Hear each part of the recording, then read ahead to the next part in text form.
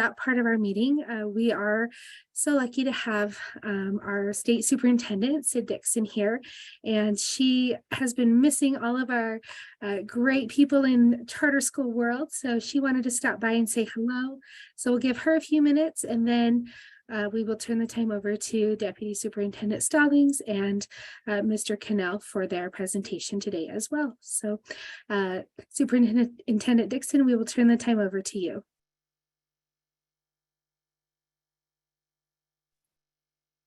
Thank you, Marie. Hey, charter friends, I've missed you. Marie's absolutely right. And that's why I wanted to jump on and just say thank you for all the daily work that you're engaged in. I hope some of you are on spring break, maybe this week or next. And if you're on today, you are really flunking your vacation time. So I would love to see your faces. I see a lot of white names on black screens. And if it's possible to turn on your camera, I'd love to see your awesome faces and just say hi. Thank you, Taz. Thank you, everybody. So good to see your faces. I would like to give you the prodding, if you will, to share stories with us. Like if there's something exciting that's happened at your school or something you really struggled with and you've gotten on top of that challenge, send it forward. We are working as a comms team to try and push out positive stories. And we want to make sure that we are highlighting charter schools when and wherever possible. We will be putting out, there was a charter report that came out from the board that Marie, I know, has shared with you. And we want to put that out into just the world with social media and all of our other channels. But I just encourage you to send some things our way that you want us to highlight more broadly from the board. And we'd love to do that. We have our comms team meeting with Marie and Jennifer and their colleagues at the State Charter School Board so that we can coordinate those efforts. So either push them up to Marie and Jennifer, send them out directly to our comms team, and we'll make sure that those are coordinated efforts between our two staff. So just big group hug to all of you. Thanks for your work and your leadership, and I hope to be in your schools soon. Thank you, everybody. I'll turn the time over to Angie and Greg because they've got a lot to go through with you. It was a busy, busy session. Indeed, it was. Marie, would you like me to just go ahead? Or I didn't know if please take it away. We're glad to have you here, and we've got as much time as possible for you and Greg. All right, great. Well, we will commit to not going beyond 5:30 because I know an hour and a half is a long time anyway. But we are super excited to be here with you, and just want you to know that as we're going through this presentation, if you have questions, and I'm going to ask you, Marie, if you could monitor the chat for us and let us know if there are questions as we go. Also, if there's a certain bill that we discuss that either you were involved with or you have additional knowledge or something to add, we definitely welcome you sharing kind of that additional insight that you might have on a bill that we don't, because I'd love to learn from you all if you've got special insider knowledge on a bill or two. So if there's something you'd like to add verbally, we welcome that. You could just unmute and share with the group. Hopefully that's okay with you, Marie. So I'm Angie Stallings. For those of you who I may have never met, I'm the Deputy Superintendent of Policy at the Utah State Board of Education. So I am one of the 3 deputy superintendents who get to work with Superintendent Dixon here at the State Board. And I also work with the legislature on behalf of public ed. So I was happy to see, I can't remember, I think it was Shannon who said she was very happy and excited about the funding we received this year. We're going to start actually with the funding, and so we can celebrate that win and all of that good news right at the beginning. Greg, do you want to just quickly introduce yourself as well? And while you're introducing yourself, I don't know if you could put your screen into the slide presentation mode. That might be nice if possible. If not, I think it looks okay as is. I was just gonna, if not, let's just leave it the way it is, Greg, because I think we can all see it pretty well. Well, let's see. How's that? Does that work for you, Greg, if we put it in that mode? Okay. Go ahead. Hi, I'm Greg Cannell. I'm the policy analyst at the Utah State Board of Education, and it's good to be with you all today. All right, well, let's go ahead and start by doing an overview of the numbers. So the first slide, Greg, shows us the number of bills that were numbered, education-related numbered bills this year. There were 268, 164 passed. That's a 61% bill passage rate. That is a bit higher than normal. I'd say we're normally closer to about 45 to 50%. And I just wanted to clarify these numbers for you. They include bills that are not necessarily core education bills, but that impact education. So in there, you would include things like property tax bills, zoning bills, bills on elections, especially for districts who have local elected boards. So that number looks very large. The core education bills would be much smaller than that, and probably closer, that passed, probably closer to about 80 to 100. Okay, next slide. This shows you the increase that we were able to see in the minimum school program. So as you all know, the weighted when we see increases in the weighted pupil unit, that's great news for you all because it means unrestricted, very flexible dollars. We saw an increase in 6% on the WPU this year, so something definitely to be celebrated. 3.4% of that came in the base budget bill, and then 2.6% was added in the final amendments bill. And this represented an 8.8 increase in the minimum school program, because in addition to the WPU, we also see increases in things like the add-on, the WPU add-on for students with disabilities, the WPU add-on for students at risk of academic failure, as well as a number of other programs that are above the line. And you can see that the total public education budget for fiscal year 24 is $7.5 billion. So that's a record number of dollars coming to school districts and charter schools. Next slide. Some more of the session by the numbers. $791 million of new funding, and that's $577 million that were ongoing funds and $214 million in one-time funds. That's huge and definitely something to be celebrated, as Shannon mentioned.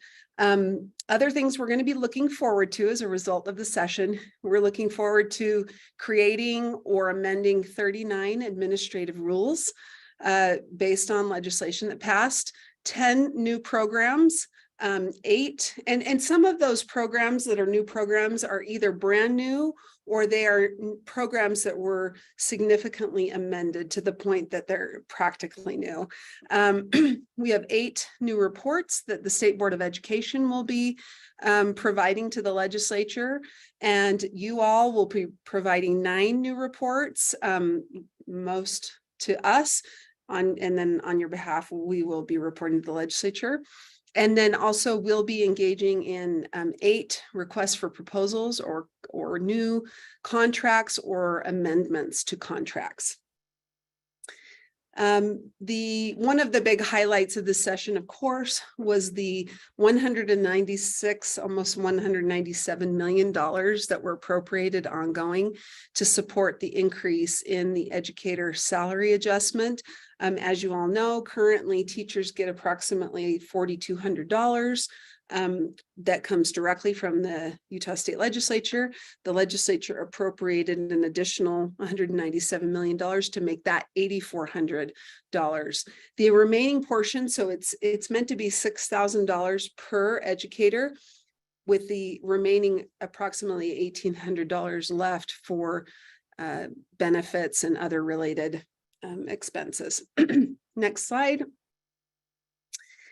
So here you can see some of the highlights or the big ticket items that came out of the stabilization account. As you may remember, a couple of years back, the legislature amended the Constitution to add as populations or demographics that could qualify to receive revenue from the income tax, people with a disability or children.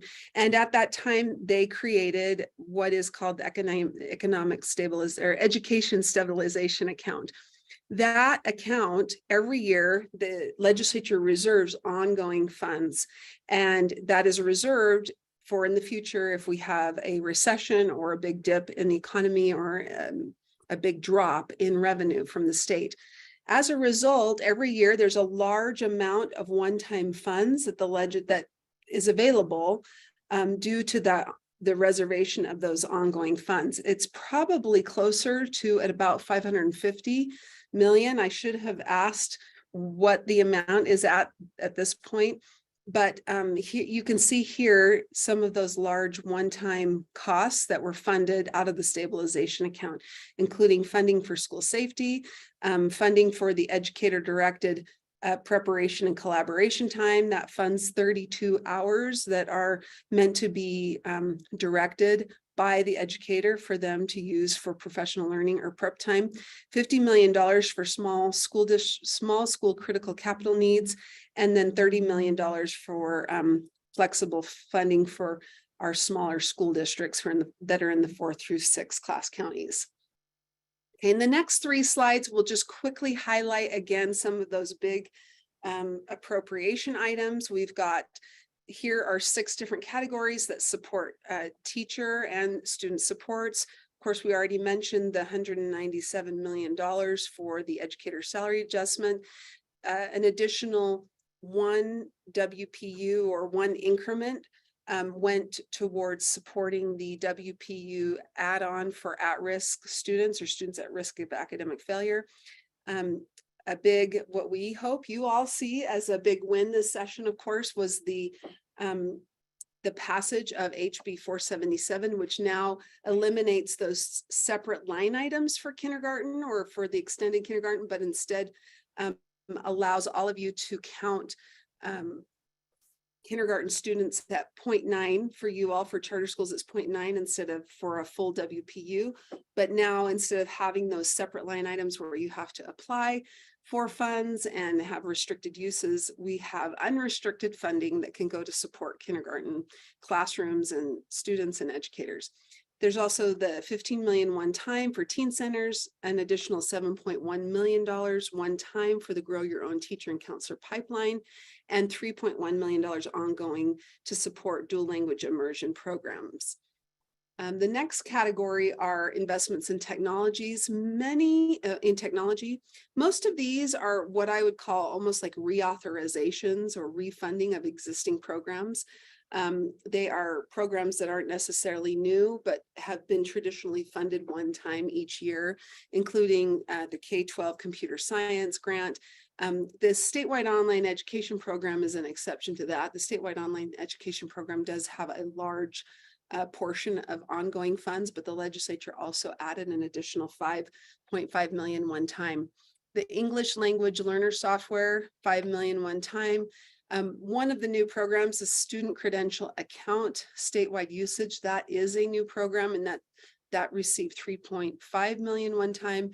And then, of course, the Adobe Create Utah, or the funding for Adobe licenses, $2 million one time, has been extended. And then the last group of funding, the legislature on additional funding topics. So Greg, if you could go to the next slide. The legislature appropriated $160 million one time into what is almost like an additional savings account of sorts, which kind of signals that they felt like they had appropriated all of the funding they were comfortable appropriating this year. So they've reserved this $160 million to be used in the future. You also we saw an increase in $19 million ongoing for equalization, which doesn't necessarily help charters in the sense that it's meant to help support funding for school districts that have less per pupil in funding. And Greg, you've advanced beyond one slide. There's also $6 million one time for pupil transportation, $42.5 million, which is going to fund the Utah Fits All scholarship program. So this separate $42 million is what will be used to fund those $8,000 scholarships for students and families. And then last, the Beverly Taylor Sorensen Arts Program received an additional $2.5 million ongoing and $2.5 one time. So now let's get into Angie, there was a question that came up as you were talking about all of those funding highlights. When you were talking about the increase for teacher salaries, the additional 4,200, and that some of it would go towards salary and some towards benefits. The question that came up was, what do you mean by benefits? And how do you see that money being spent? So the additional funding that really that 1,800 is for you all to support the cost of health benefits that you might provide, healthcare, dental care. I don't know if you have any retirement like 401k or other expenditures that you provide as a benefit based on the educator's salary. So I know that we received some feedback from school district HR directors when I presented to them that they felt like the cost was actually more than 1,800, and they were estimating they were about $250 short. But I'm not sure. I know that as charter schools, you probably have a wide variety of benefit packages and or ways that you fund either 401ks or et cetera. So I wonder if Chris, if you have any other questions or a specific question you want to verbally ask to see if I can help or even get more information for you later that we could send to you or to the group through Marie. And then a clarifying question with that one was asked, doesn't the rule state you can't pay health benefits with ESA funds? So we can address that. And then there was also the question, who is an educator, with quotes around that for the new ESA funding? So whoever is currently been, you should be receiving funding at least once a year from USBE for each of your eligible educators based on what you enter into Cactus. So I believe that we take the information either on October 1 or November 1. I believe it's the October 1 counts, where we see through your system how many eligible educators you have in Cactus, and then USBE would send funding to you that supports that 4,200 in addition to whatever salary you are providing. So anyone who has previously qualified or you've been receiving funding for those educators, the same group will continue to be eligible. So none of the eligibility requirements were amended. And I was going to look really quickly to see if its educator has the same meaning. So the list of who qualifies is in 53F2405. Let me pull that up quickly. And I can list them off for you. And then I did see the question about, and maybe what I will do is I'm going to put this link to 53F to 405 in the chat, so you can also look at it yourself afterward. But it's essentially an educator means a person who's employed by a school district, charter school, or the Utah Schools for the Deaf and Blind, who has a license issued by the State Board of Education and has a position as a classroom teacher, speech pathologist, librarian or media specialist, preschool teacher, mentor teacher, teacher specialist or teacher leader, guidance counselor, audiologist, psychologist, or social worker. And then also if they're licensed by DOPL and they have a position as a social worker, they would also qualify. So hopefully that answers the question. There are principals also qualify for a portion of the ESA, but it is a smaller portion. So you are correct. I'm going to give you the link to our board rule, R277110, and I will put that in the chat as well. This was actually something that I learned just this session. Speaking of things that you learned, I don't know if I learned, it wasn't last week, but it's been since the session that I learned that our board rule actually also provides that, let me find the language so I'm not speaking to it. It says something about $2,500. Don't see it now. I wonder if that was an old version of the rule, but somebody told me that there was a time, oh, here it is, I found it. It's subsection 5 under procedures. It states that a school building level administrator shall receive an annual adjustment of $2,500 and benefits as provided in 53F2 405. So let me go back to 53F.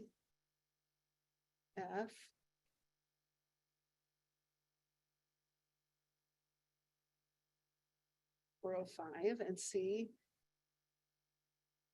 Did you say 53 F4 205? Sorry, 53F2 405. So I'm just looking in here Thank right you. now to see where it shows that school building administrators. Oh, here we go. The appropriation, it's in 7, it looks like 7B, or all of 7. Subject to future budget constraints, the legislature shall maintain the salary adjustment provided to school administrators in the 2007-8 school year and provide salary adjustments for new school administrators in the same amount as provided for existing administrators. So do you all see that in subsection 7 in that link that I sent? So that must be what is in our board rule is the 20, I think it was 2,500. What I'm guessing happened, and I can't guarantee this, but what must have happened, and maybe it was when there was the downturn, you know, that we had in about 2008, is maybe they eliminated a portion of the ESA or decided that they were going to only provide the educator salary adjustment to the list that's in code and not continue to fund school administrators to cut costs. And that is why you find it in our board rule, is that reference to 2,500. And that must have been the amount that the legislature appropriated. So the question that I would now have if Scott Jones were here with me today or Ben Leishman from the legislature is, does that $197-ish million also include an increase or is it just a maintenance? My guess is it's just maintaining the 2,500. So let me know if that answered your questions or if you have additional questions now based on what I just said. Or anything you'd like Greg and I to follow up with Deputy Jones on to help you or to support any questions you might have. Okay. All right, it looks like Marie is giving some good information about how you might be able to verify who you have listed in Cactus as an eligible educator. And I agree, I would reach out to our office and it looks like Cassidy Johnson. Marie is always a great person as she can help you get to the right people here at USBE to get your questions answered. So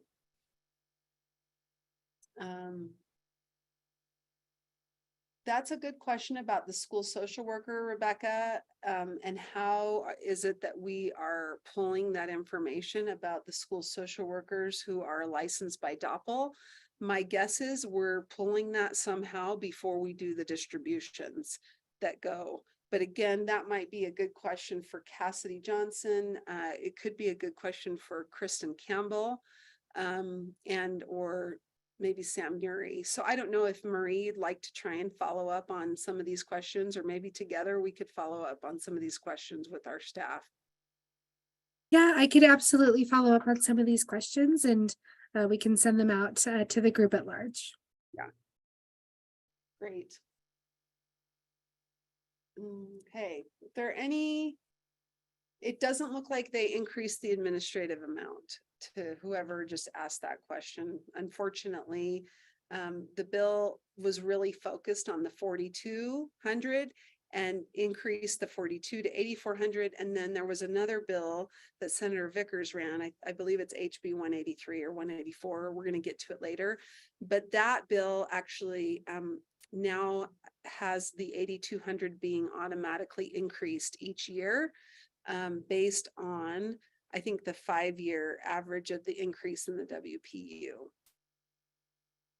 And the amount for school administrators was not included. So, but something for us to consider if you all as a group of charter schools and maybe the school districts as well see a need to provide funding for school building administrators. One area where I could see this could be a problem is if you had, say, a more senior teacher on your staff, and whether that senior teacher could at some point actually have a higher salary than your school building administrator. And I don't know if that's something that you're seeing or will see with this increase from 42 to 8,400. It'd be interesting to see if districts experience that as well. But something to keep on the radar, to look at those numbers and potentially let the legislature know if there's an impact to compensation that you have for your school building administrators. All right, we'll keep moving along. There are no other questions, and thank you for your questions. I would much rather 100% spend time answering your questions than just going through the presentation. So keep them coming. So do you mind if I ask? So you mentioned the 6,000, which is whittled down to 4,200 because of the benefits. I get that. But you keep mentioning this 8,400, and so that's confusing me. I apologize. Do you mind clarifying the 8,400? Absolutely. Thanks for asking. So I could clarify. If you go to that link that I included at 420 in the chat, it'll take you to the section of code. And in the section of code, I thought the 4,200 was listed there, but maybe it hasn't been listed until this year's bill. So this year, as you may have been following, the legislature passed HB 215. In that bill, and I'm just pulling it up really quickly to see how the 8,400 is referenced. It is that section of code, but it looks like the educator salary adjustment amount was never listed. Greg, I am going to give you this. And if you could pull this bill up and stop sharing the PowerPoint and instead share this section of code on the screen, that would be great. And then please, once you've got that ready, that section of code, go to lines 194 of the bill. 215. Yes, yeah. So if you could stop sharing the PowerPoint and then go to your browser or to the legislative website.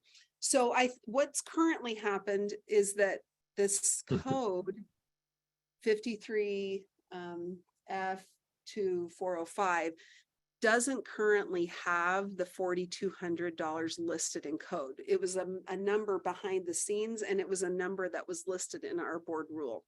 What the legislature did this year is they actually codified or put the amount into statute. And you can see there, so it currently, or for the current year, we're in the 22-23 school year, the educators or eligible educators would have received essentially an amount of $4,200 that is a stipend or a portion of their salary that came directly from the Utah State Legislature.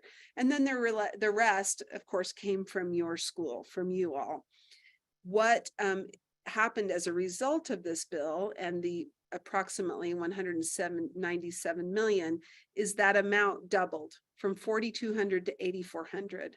So now, beginning with the 23-24 school year or 24 fiscal year, each educator is eligible for $8,400 of a salary stipend that comes directly from the Utah State Legislature and then whatever amount you provide would be apart from that. So an easy thing would be if you're providing $50,000 as part of the salary, and then you have it, maybe the educator actually earns 58,400. 8,400 comes directly from the legislature, and then the remaining amount would come from the charter school. So the reason why I keep talking about the two numbers is it was already 4,200, and now with this increased amount, it's 8,400. And you can see the reason why they listed it this way is there's two reasons. One, if HB 215 were to be defeated, quote unquote, through a referendum, it would have also stripped the funding for the 8,400. And so then you can see in 196, 197, then the stipend would go back to the existing amount of 4,200. But if Utah Fits All program stays in place, then the legislature is saying that each eligible educator is guaranteed 8,400. Did that clarify things? Or hopefully, Floyd, I think you're the one who asked that question, or is there anything I can Well, add? right now, I mean, the way we're figuring our agreements for next year is based on that 4,200. The 8,400 is brand new news to me today, so that's why I'm curious now how to figure the agreements. I mean, not to get in the weeds on it, but the 8,400 is still confusing to me, so I apologize for that. Maybe it's a discussion for a later time, but I don't understand the two numbers. So So, instead yeah. of you, as you're working on your agreements with your educators for the 23-24 school year, instead of factoring in 4,200 from the legislature, you should factor in 84. So the total amount will be 8,400 instead of 42. So 4,200 is what they see in cash. The 6,000 includes the benefits. So is 8,400 what they see in cash? And then on top of that is the additional. So for example, it would be 10,000 that we would see, or is it 8,400 maximum? So they see 6,000 in cash. No, I think it's actually 12,000 that you see or receive. You receive 6,000 total for each of the increments. So you're probably going to receive about 12,000 total. And so and I apologize, this gets really confusing, but essentially it means 1,800 of the 6,000 of each of them is for you to support the cost of benefits. So they'll see 8,400 cash. You should receive somewhere between 10 and 12,000. And so anything above and beyond the 8,400 is what you will have to be able to support the costs of benefits in retirement or whatever you provide as a benefit above and beyond their salary. Gotcha. Okay, so this is a huge shift from what was originally proposed then, from what we were anticipating. This is much, much better than what we were anticipating. This is amazing, really. Yeah, it's 6,000 additional dollars per educator. Of those additional 6,000, you're expected to provide 4,200 to your educators in salary or cash. And then the remaining amount will be used by you to support the costs of their benefits. Yeah, this is not new cash. This is just adding on to what Governor Huntsman did years ago, correct? Just the 6,000 is new. There's an additional. Correct. 6,000. Yeah. Yeah, don't get Oh, excited. got it. So it's still the 4,200. That's what we should be banking on. We should still be just worried about the 4,200.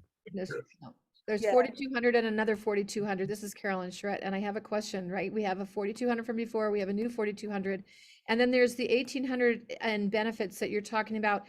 Angie, what I'd love to know is where we track back that number. The 1,800, it's not in the statute, obviously, right? But where was it allocated? Was it in HB2, or was it part of one of those things in the big bill? Like, where does the money for that 1,800 allocation track back from a legal perspective? Where could we look at that? Yeah, it's probably HB2. And this is where I wish I could phone a friend and get Deputy Jones on. Let me pull up HB2 really quickly and see if I can find that for you. Well, and it's not, if it's not important to everyone else, you don't need to. I've looked to, we're just kind of curious about it because the 8,400, that's 42 plus 42 is super beautiful, clearly outlined right here in this statute. So we can see how that follows through. We're trying to figure out where the previous $1,800 was coming from, allocated from, and then where the new $1,800 is allocated from, which is just maybe something good to send out later. And I don't know if everybody doesn't care. I hate to make them listen. Sounds like everybody cares, so it Okay, doesn't seem like okay. a waste of time. I think I'm looking right now at HB2 to see if I can see an appropriation that is about 196 million. It may, where it may have come is Senator Vickers' bill. Just one moment, let me take a look at that. I think it was HB 183. No, 84. Sorry. Oh, SB. He's a senator. This is not my first legislative rodeo, I promise.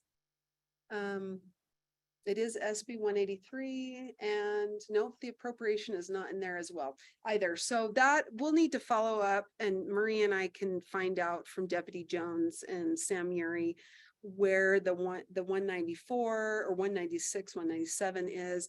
And then what I'm hearing from the other question I'm hearing is, where's the original 1,800? What kind of line item or where that was coming from?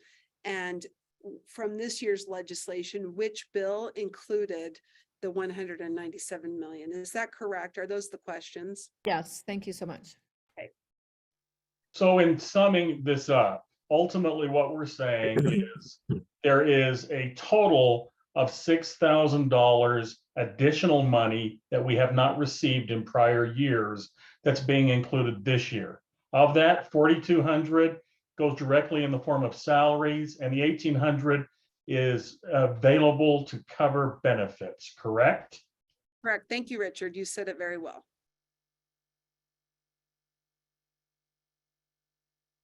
And I'm guessing that some of you also attend the fiscal, or if you don't, maybe you have somebody else who represents your school with the budget officers or the fiscal officers in the training that our office does on fiscal issues or financial issues. I would recommend that you have somebody attend that meeting. It's usually in April. They do a webinar.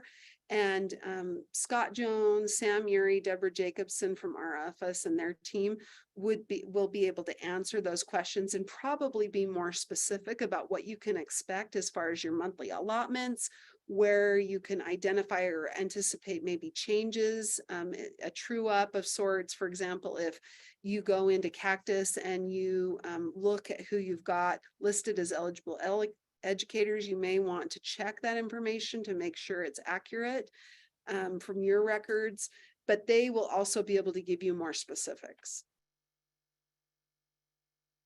Okay, Marie, anything I missed from the chat?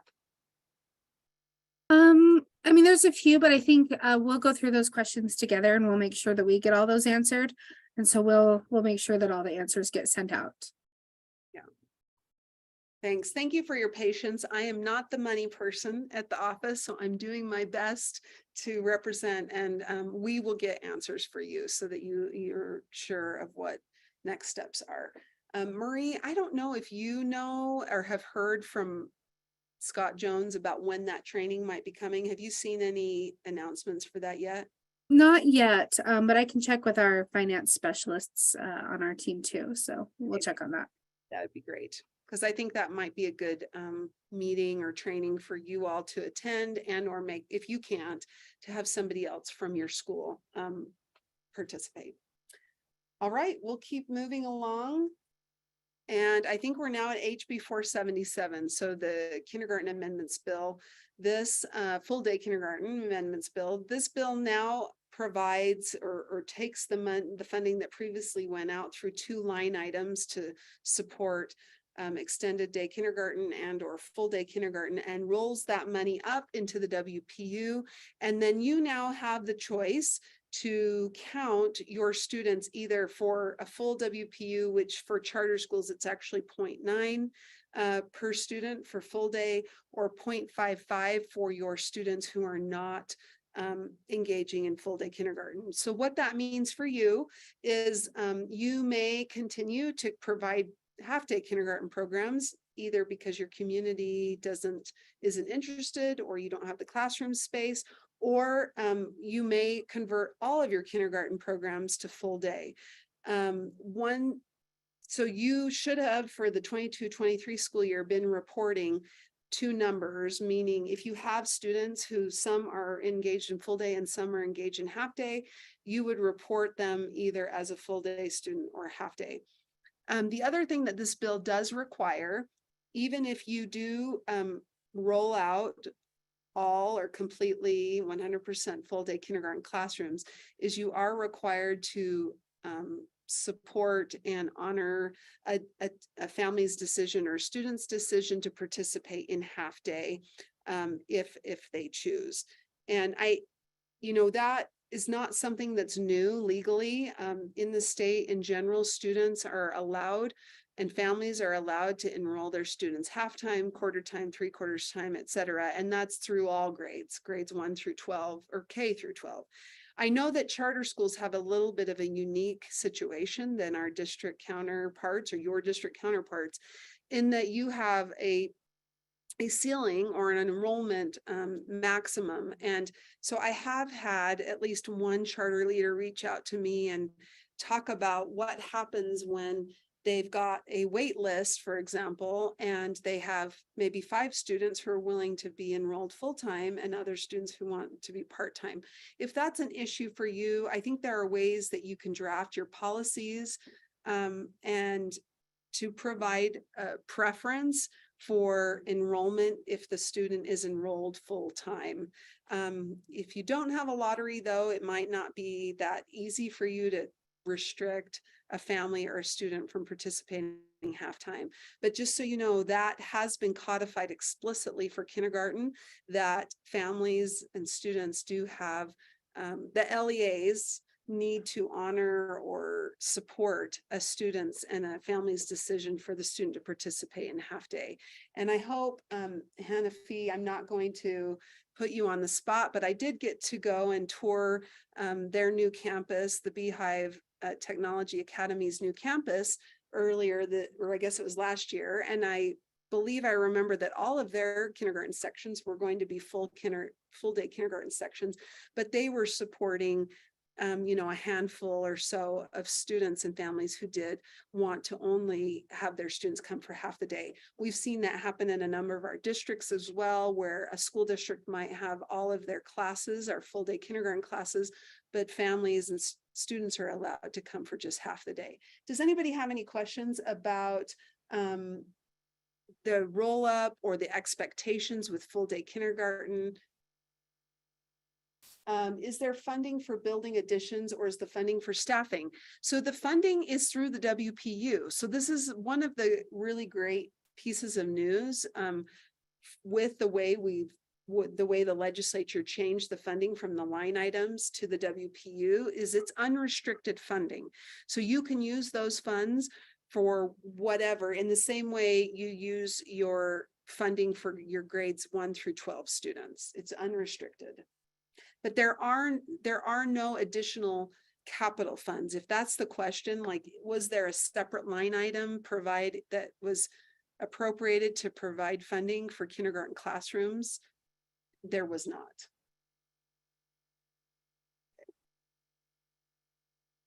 All right. Well. Excellent. Yep, go ahead, Greg. You got the next one. This bill is SB 55. This bill is run by Senator Fillmore. Basically, what this bill requires is probably not something too new to what you guys are already doing in your own boards, but it requires a school board, when they're going to adopt new instructional material, to have an open process for this adoption. And they describe the open process as providing opportunity for notice and comment. So notice that the adoption process is going to happen, and commenting in 2 different open meetings to allow for parents and teachers and students, administrators to speak in behalf of that proposed curriculum to be adopted. And then after that, it can be adopted.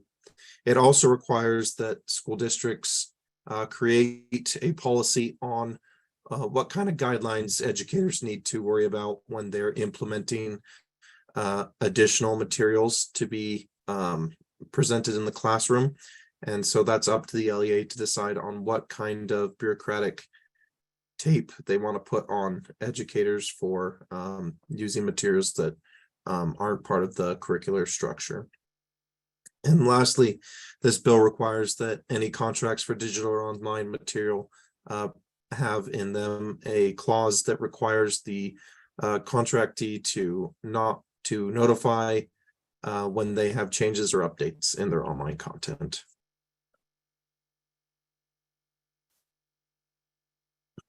Greg, you have a question. The question was, what if the board has delegated the authority to adopt curriculum to the administration?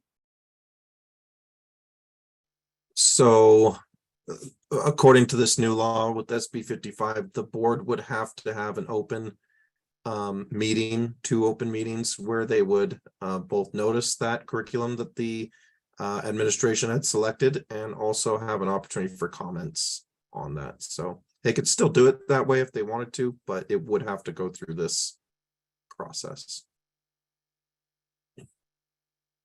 Yes, it does explicitly state that you have to have 2, sorry, I just had it, but here it is, at least 2 public meetings on the recommendation, and that provides for educators, parents, et cetera, to express views and opinions on the recommendation.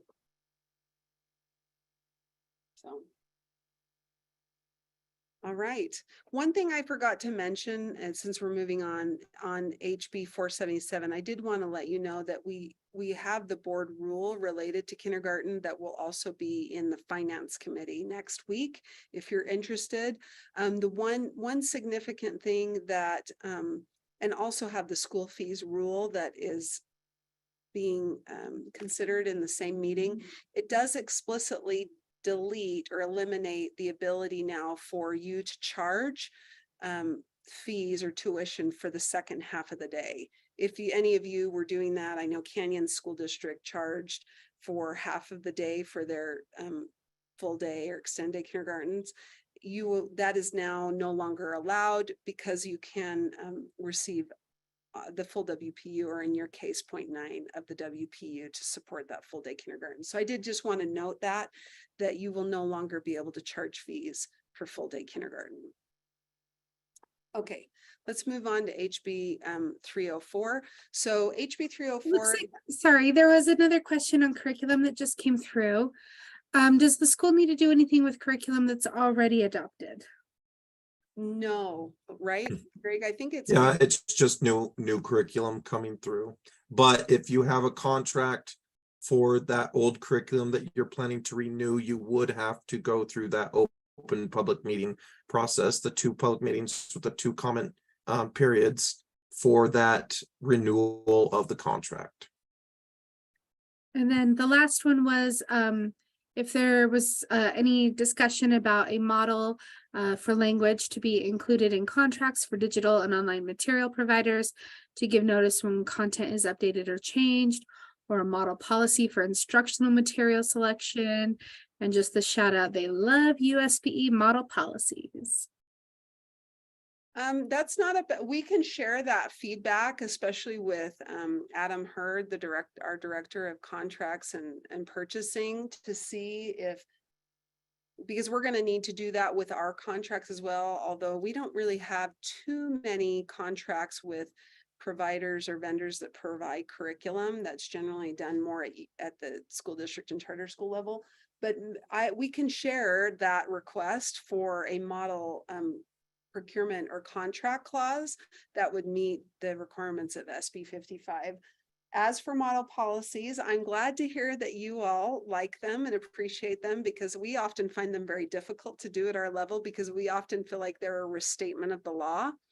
And I will also say something that's a little more unique and different today than say 4 years ago, is our current board generally wants to approve and be involved in the process of creating model policies, whereas previously, 3-4 years ago, when USBE created model policies, those were usually created by staff only and then just provided as a resource since they're non-binding.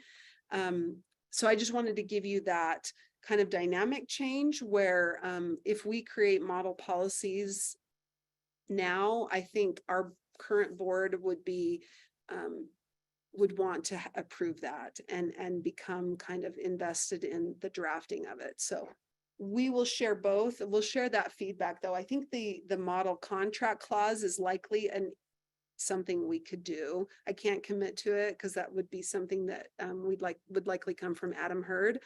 But we'll see if that's something we could see if he'd be comfortable providing that for you. And Angie Marie, let me add one more thing on SB 55. If I didn't make it clear enough, if the administrators were picking the curriculum, the board still has to adopt it in a vote during that meeting. So it has to be noticed twice, commented on twice, and then adopted by a vote by the board. So. Okay, great. We'll move on to HB 304, juvenile justice revisions. Some of the key takeaways from HB 304 is it does require us to add some additional reporting elements to the report that we produce annually, which of course will mean we'll need to gather those elements from you. And also it renames the gang prevention and intervention grant. I am not aware of any charter schools that receive that grant. It's a small number of LEAs, and I believe it's about 9 that participate in this grant program. And I believe they're all districts. But if by chance one of you does receive funding from the gang prevention and intervention grant program, it will change the distribution formula and there could be other changes. This was not something we requested. It was requested by law enforcement stakeholders, and they requested the changes to the distribution formula. But just stay tuned because it might be that the new distribution formula actually provides more funding to more LEAs. We'll see as we work through that. The other thing that this bill does is it requires you all to have a multidisciplinary team that would work with on a reintegration plan for any student who was convicted of a felony and before they can come back into your school. And that would happen within 5 days after you receive a notification from juvenile court or law enforcement. All right, next slide. I think you're on the next one, Greg. This is HB 400, the School Absenteeism Amendments Bill. What this essentially does is it adds to the already existing code the necessity to have some evidence-based strategies for addressing absenteeism and truancy. And so it requires that the state board provide structure to LEAs regarding their attendance through those evidence-based strategies, and that the school adopts those strategies as part of their overall plan to help students reduce their absenteeism. And lastly, it does require that or it does allow for LEAs to receive or to have a development specialist called an LEA Youth Development Specialist. And there is money that's been put aside or given to the USBE to provide stipends for those LEA development specialists. And so if a LEA wanted one, they would have to apply for that.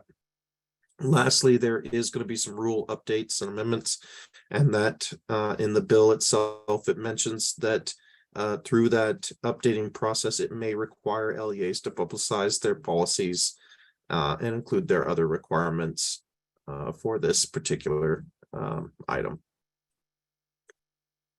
And it looks like there should also be some guidance coming from the Division of Juvenile Justice and Youth Services to support the interventions and other supports that are available that a student might engage in before they're referred to court. All right, the next one, HB 61, this school safety bill.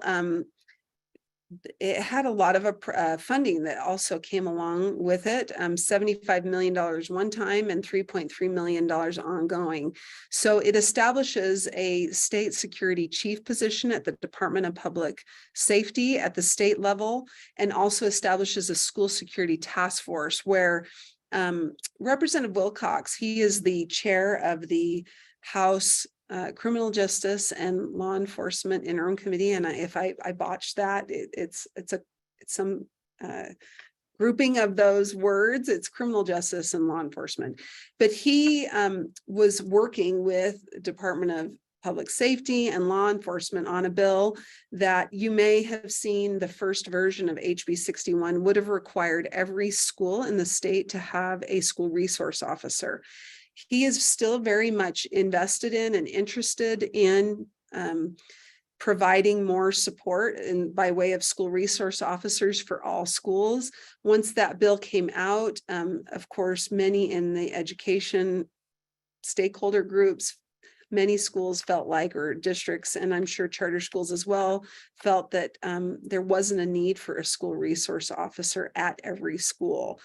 And so instead, he has established, or the legislature established, the School Security Task Force, where this conversation will continue with both law enforcement, DPS, USBE, and school district and charter school officials. I believe that the task force does include a representative to represent charter schools, to really talk through the logistics and what it would take to have a school resource officer at we have about 1,100 schools in the state. So that is a bit of a heavy lift. And of course, it does require your law enforcement community colleagues to work with you because usually the school resource officers are actually employees of your local law enforcement agencies. So now let's get to the funding. Well, actually, I'm still on that bill. Sorry, Greg, but let me finish with the bill requirements and then we'll talk about the funding. But it also requires you to conduct a threat assessment, and for every school, or LEA, actually, not necessarily every school, but it might be every school. So to have a school safety specialist, the $3.3 million is actually the ongoing funding to provide the stipends to support the school safety specialists. So based on, if you think about the fact that we have 1,100 schools, and I believe it was actually $3.6 million now, as I'm thinking through the funding, that would be the equivalent of approximately $3,000 stipend per school for a school safety specialist. And then it also, yeah, go ahead. Do I ask, do you mind, just who is, so they're saying that they want a threat assessment at each school and a specialist at each school.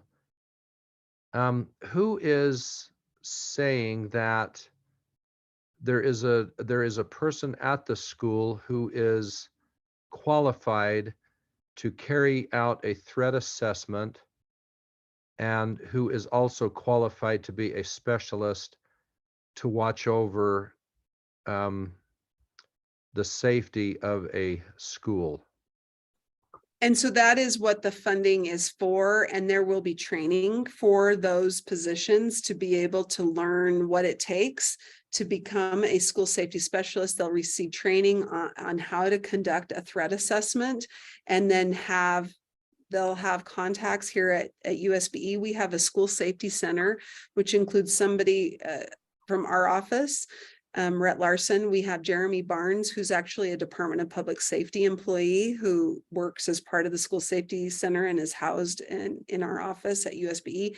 And then Scott, I'm forgetting and blanking on his name right now, but we have a Department of Health and Human Services, or DSAMA, the Division of Mental Health and Substance Abuse. There's also a position that's a USBE DSAMA employee to help support school safety in all aspects. So from the educational, the Department of Public Safety or law enforcement side, as well as mental health and prevention side. If you have any questions about what this is going to look like moving forward, how to get your staff person who's going to be the school safety specialist trained, get on the listserv, et cetera. I would you could reach out to Rhett Larson or Chantel Coda. And in fact, the next time I stop speaking, I can put a link, or maybe I can just do it right now, might as well. I'll give you a link to the information on our website where it has contact information for all of those people, and they will be able to help you with your questions specifically about what this looks like, who within the school might typically be the person who is designated or acts as your school safety specialist. And they'll also be able to give you more information on what kind of training and resources are available. And for some reason, I don't know if it's because the internet is slow or my Zoom is taking up all the internet. Oh, there we go. I just got it. I'm going to drop that link into the chat right now. At the bottom of this link, this webpage, you'll be able to see Rhett Larson's phone number as well. And there's a lot of information on there that might be helpful. If you go to the right-hand side, you'll see Meet the Team, and that's where you'll see Scott Iyer is his name. You'll see the names of all the people that I just mentioned. So please do not hesitate to reach out for questions on HB 61.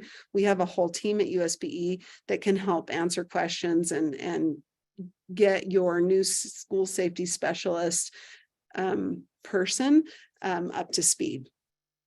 The other thing that this bill did was it appropriated $75 million one time for a new grant program. It's a competitive grant program to support school safety and security services, and also an additional $3 million specifically for firearm detection software. So we'll be contracting, or we'll be issuing an RFP for firearm detection software that then should be available to all LEAs, all school districts and charter schools. That was something that I have been talking to Representative Wilcox about, just to understand the concept. At first, we thought it was just for a select number of schools to be able to receive or obtain the firearm detection software, but it sounds like this appropriation is meant to cover all of the schools in the state.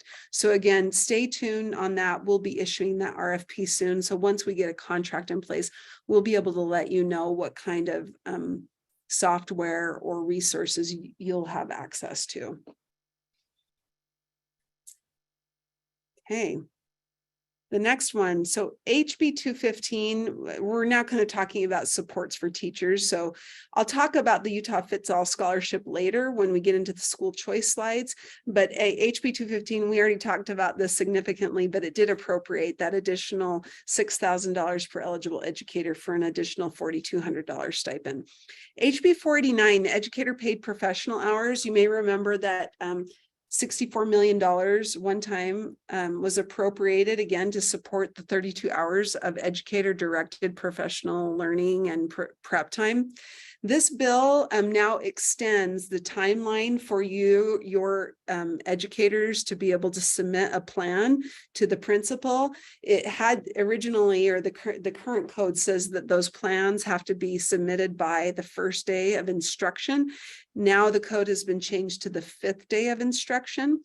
The other thing that the bill did is it explicitly allows you to provide a proportional amount of those educator directed hours to teachers who may start later in the year. So we had some districts that if an educator started, say on January 5th, halfway through the school year, they were not appropriating or providing the opportunity for those educators to receive educator directed hours.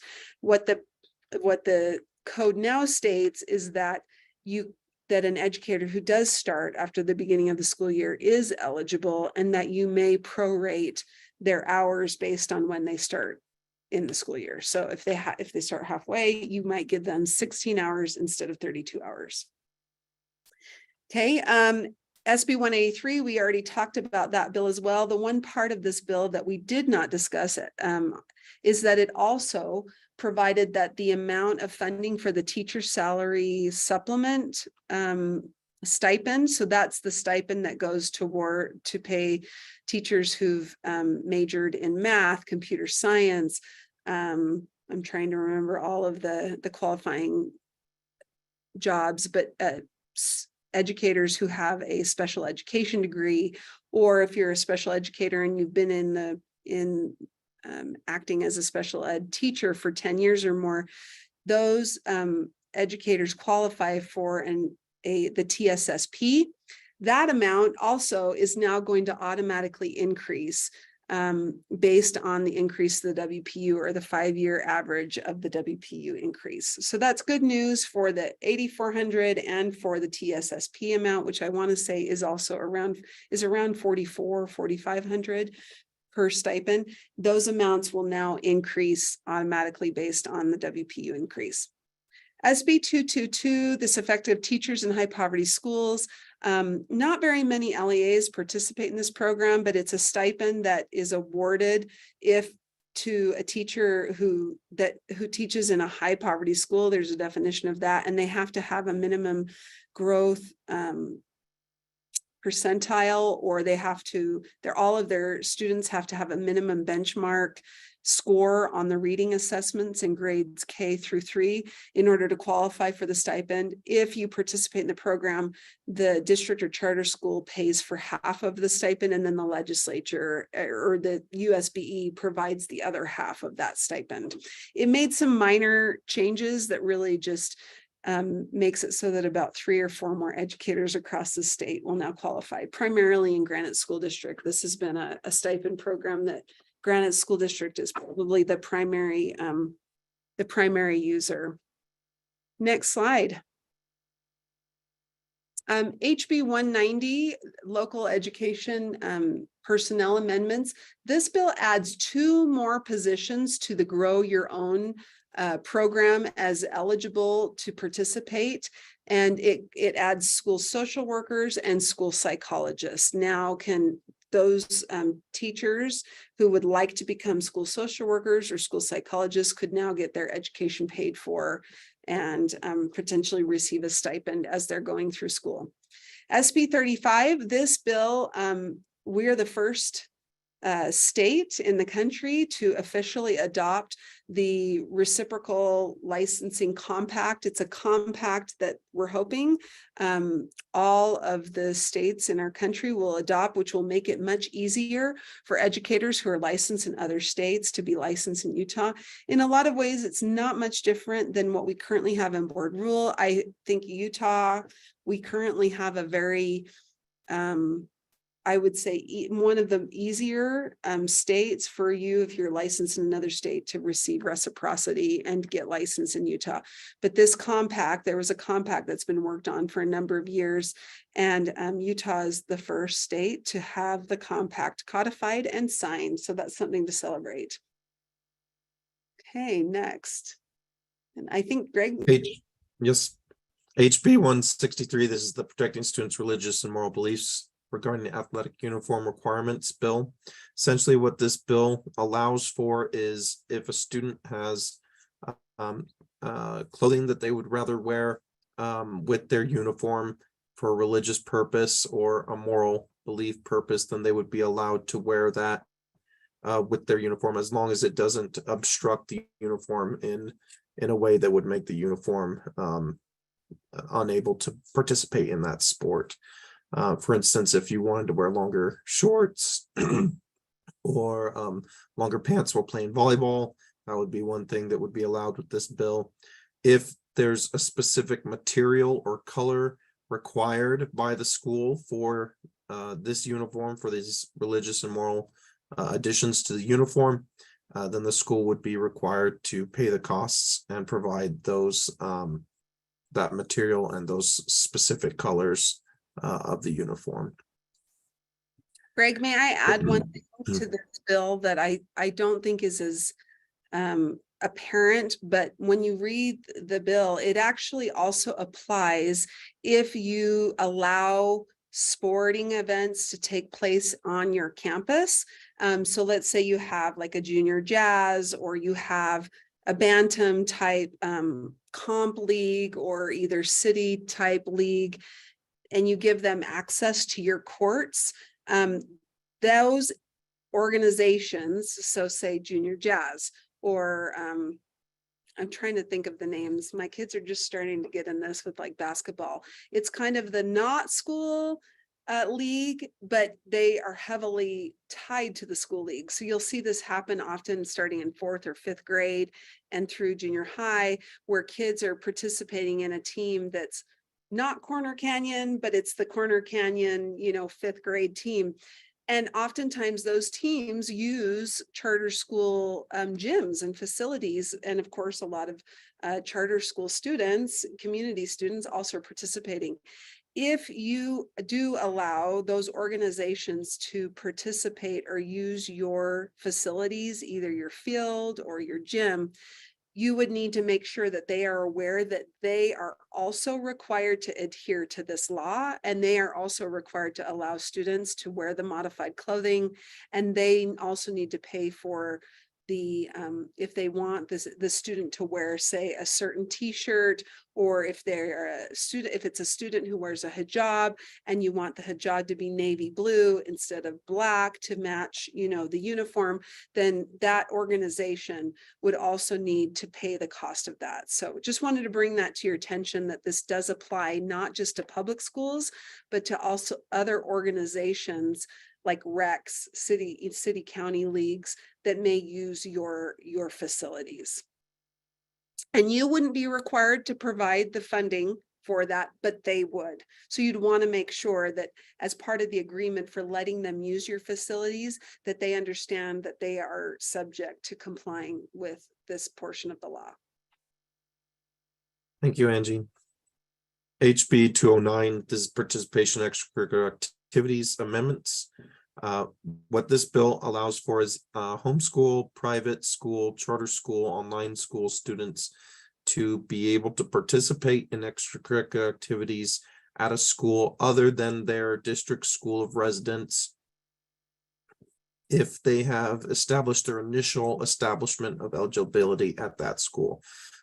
For instance, if a private school didn't offer the sport and they wanted to participate over at a particular district school, they would have to try out at that school for the 9th grade time and establish their initial establishment of eligibility. They could try out at 10th or 11th or 12th, as long as they haven't tried out and made a team at any other district school. Once that initial establishment of eligibility has been established, then they would be subject, like all other students, to any transfer rules which might affect their varsity play, such as sitting out a season if they're transferring to a different high school. And so that's the particulars with that one. HB 234, this is the university recognition for the International Baccalaureate Achievement. What this essentially does is it requires universities and institutions to award credit to students who have received scores of 4 or higher, unless that score has already been counted or duplicated in that student's credit to the institution. It also requires that the Utah State or the Utah Board of Higher Education and the Utah Association of IB World Schools and School International Baccalaureate program coordinators get together and align their subject scores with the commonly numbered scores for higher education courses in the general education setting. So it would require a little work to make sure that all those scores line up so they can be unified. SB 44, the reading software amendments. This bill is a pretty quick one. It basically amends the existing code to clarify that the reading software does not have to have a statistical effect to be used, and it also directs the state board to distribute funds for the software purchase for LEAs on the K-3 enrollment. Then SB 103, the student graduation attire modifications. This bill allows students when graduating at a graduation ceremony to wear religious or cultural attire that is appropriate to the graduation, and the appropriateness part comes in that that only a school may prohibit this religious or cultural attire if it's likely to create a substantial disruption or material interference with the graduation ceremony. And any prohibition on those grounds have to be the least restrictive for students. So I just wanted to check in really quickly because I know we only have like 13 minutes left, and I just wanted to thank all of you who are still with us. I know this is a lot of information that we're throwing at you. Before I make kind of this, I wanted to just let you know, because some of you might need to start dropping off because I know we're getting later into the evening. We will be posting our bill book. As some of you may have seen that in the past, it's essentially a summary of the bills, and it includes funding information as well as what we believe. And of course, we may hear differently from you all as we go, but what the USBE action is going to need to be, as well as what your actions are going to need to be. For example, that bill that Greg just discussed about graduation attire, that may require you to update your policies on graduation, if you have a graduation policy or some sort of a clothing policy, that you would need to update that.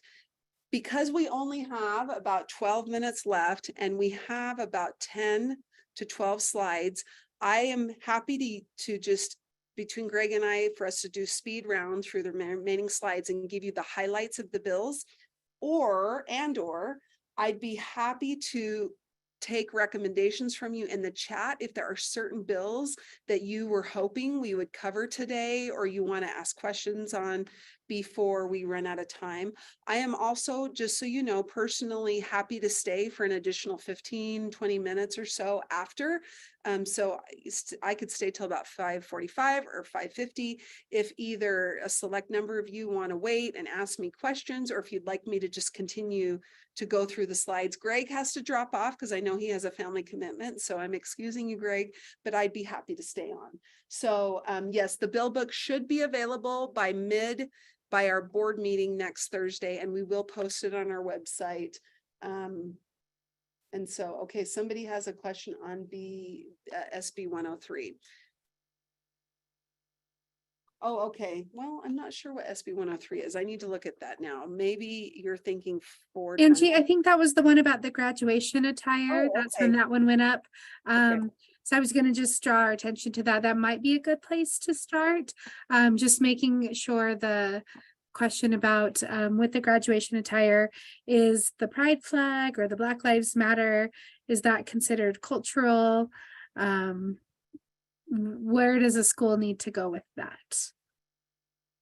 Good question. It says recognized practices and traditions of a certain group of people. So I wouldn't, when you see something about recognized practices and traditions, that's where I would lean to if you're trying to move away from, say, like a certain t-shirt or a flag for maybe a political or group.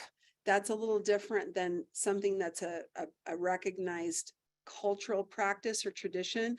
But that, we are in a different age today. I mean, if you look at HB 348, which is one of the bills that we were going to be discussing later, it essentially provides that a student may exempt themselves from any aspect of public education based on not only religion, but right of conscience. So we're getting into a space where the legislature, I think we have a very strong parents' rights support culture in Utah. I think it's not something new. We've always supported families and parents' rights as primary. What seems to have been upped a bit this year with some of the bills is this expectation or need for LEAs, districts and charters, to be even more accommodating and to allow students and families to opt out of or exempt themselves from certain things. So I would, as a rational, reasonable person, I would think that SB 103 is more of an extension of cultural and religious. And it's really those two phrases more than something like right of conscience or political. And generally, when you think of cultural or religious, you think of a community, a group with years and years and years of a practice, right? Last year, we saw a bill that recognized the rights of Alaskan natives and Native Americans to be able to use and wear attire that matched their cultural backgrounds and traditions. And I would think when we were up at the Capitol, the group that came to speak to this bill, this SB 103, was those who are Pacific Islanders, Asian, Pacific Islanders groups that want to be able to wear leis or other items of cultural significance. We did not see people coming to support this bill that were focused on more of a, I don't know if a political group is the right word, but something like Black Lives Matter or a rainbow, flag or shirt. That wasn't really the discussion. It was more based on religion and cultural groups with long-standing traditions of using certain attire at celebrations. I hope that helps, but I also know that you will be working through those conversations at your school level and your charter level. Hey, any other questions about, okay, did you already address whether teachers, okay, yes, we did talk about the eligible educators, and somebody did send you the bill. And also above in the chat, there's a link to the section of code that shares the eligible educators. Okay, I will keep going. And then will you please, Marie, let me know if anybody asks for a specific bill to be called out. So I'll try to go through these speed round. HB 403, student mental health amendments. This bill now requires you, if you are not, and this is a significant thing that would require actually charter board action. It requires you annually to determine whether you're going to administer or not a mental health screener. So currently, and I don't know how many charter schools do administer a mental health screener. I know that not all school districts do, but if you do administer a mental health screener in your schools, it shall be one of the approved mental health screeners that the state board has approved. And now if you don't do it, if you have selected to be a non-participating LEA, annually in a board meeting, you have to make that decision or track that you made the decision to be a participating or a non-participating LEA. If you are a participating LEA, meaning you are already administering a mental health screener, you only have to notify USBE if you change to becoming a non-participating LEA. And I think something that was interesting in that bill, when that bill first came out and we saw that it said the local governing board has to submit their decision, I actually contacted Representative Elis and say, hey, can you just change that to LEA because it might be an administrator who submits that instead of the board. And he shared with me that the intent was that the local boards actually make those decisions in a governing board meeting and not the administrators. HB 411, Student Behavioral Health Services Amendments. This bill now allows you all to use your school-based mental health program funding for behavioral health support personnel. These are personnel that are not licensed. They might be like a paraprofessional who works under the direct supervision of a qualifying personnel. And just as a reminder, qualifying personnel includes school counselor, school psychologist, school social worker, or school nurse. And now you could actually pay for staff who are paras that work under those staff to help support and track students' progress and access to school curriculum, support and reinforce positive behaviors, etc. So there's a new class of staff that you could use those funds to pay for their salaries. HCR 6 is a resolution that just recognized and supported staff who work in the area of mental health supports. SB 152, this bill prohibits social media companies from allowing minors, those under 18, onto their sites without the permission of a parent. And it also requires, sorry, that is a fan that I have in here and I just kicked it and made that horrible noise. Everything's okay here. But it also requires those social media companies to verify the age and permission of those. One thing I just wanted to mention is SB 152 does have an exception for software or applications that are used under the direction of an LEA for purposes of instruction. So there is a carve out or an exception for your ed tech tools that you use in schools. Okay, next slide. And remind me, Greg, when I'm back to, is this your slide? Or is I'll look up at 318. okay. H 318.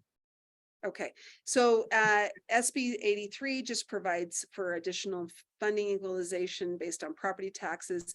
HJR 18 and HB 421, these two go together and they will increase the amount of interest or the amount of funds that come from the school land trust program from 4% of the earnings to 5%. So if that passes, it does require a constitutional amendment. It will be on the ballot next November 2024. If that passes, then the amount of funding that you'll be receiving at your school level to support your school land trust plan should increase fairly significantly because it'll go from 4% to 5%.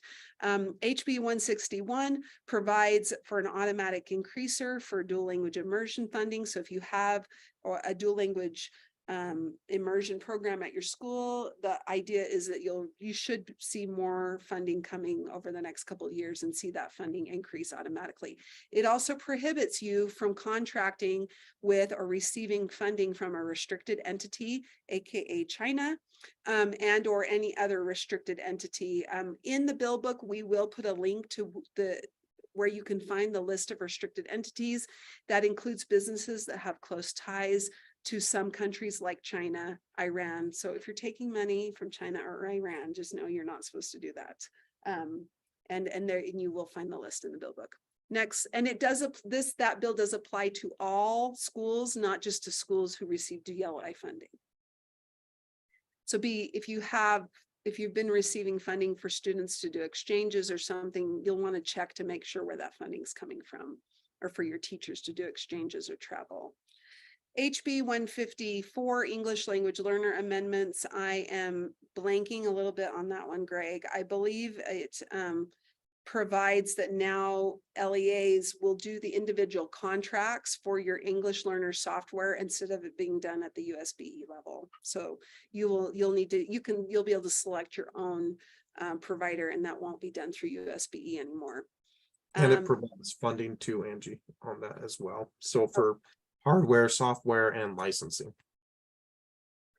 HB, it looks like, oh, we're at 5:30. I don't know if there's any final questions. If not, I can keep going through the last, let's see, how many more slides do we have? We have about 8 or so slides. We can try and breeze through those, and those who want to stay. And again, if anybody has any specific questions and you prefer me to answer those, let me know. So Greg, why don't you go ahead and disconnect, because I know you have a family event that's important that you need to get to. And then can I share my screen, Marie? Okay, just Yep, one moment. you have that accessibility. Great. Thank How you, does that Angie. look? Thank you, Yep. Marie. Thank you, Greg. Thanks, Greg. Marie, does that look good on your end? Can you see the? You're in the regular view. If you want to hit the slideshow up at the top right, I think that'll take us into the slideshow. Oh, does that look okay, or does it look very wide? Right now it's loading. Oh, okay. Oh, it says it's paused. Technology, gotta love it.